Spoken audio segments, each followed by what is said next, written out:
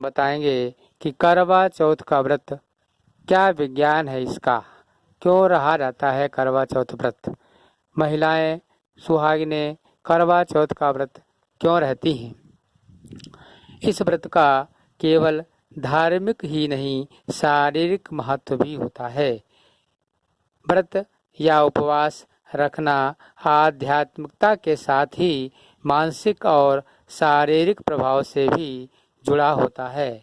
पौराणिक कथाओं में प्रत्येक उपवास का कोई न कोई वैज्ञानिक आधार भी होता है।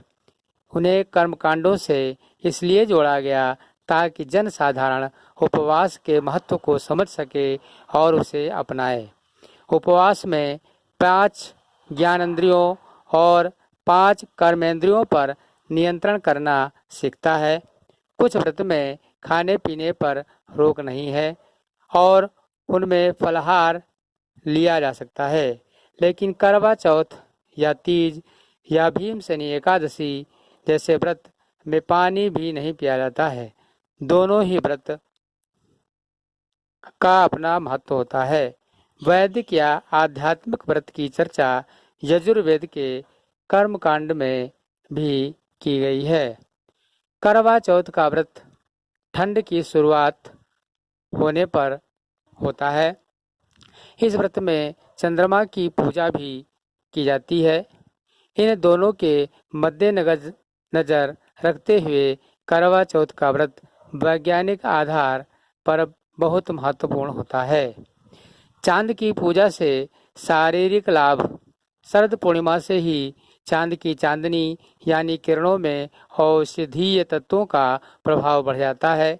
इसलिए चंद्रमा की चांदनी का सेवन शरीर और नेत्र के लिए लाभकारी माना जाता है। चंद्रमा मन का कारक होता है और औषधियों को संरक्षित करता है। कार्तिक मास में औषधियों के गुण विकसित अवस्था में होते हैं। यह गुण उन्हें चंद्रमा से ही प्राप्त होते हैं। वह व्यक्ति के स्वास्थ्य और निरोगी काया को बनाता है। करवा चौथ के व्रत में चंद्रमा को अर्घ देने का विधान है। इसी कारण इससे आयु, सौभाग्य और निरोगी काया की प्राप्त होती है। अब जानते हैं कि करवा चौथ का वैज्ञानिक आधार क्या है। क्यों करवा चौथ का व्रत रखते हैं, क्यों पानी नहीं पीते हैं, पानी न पीने से क्या होता है।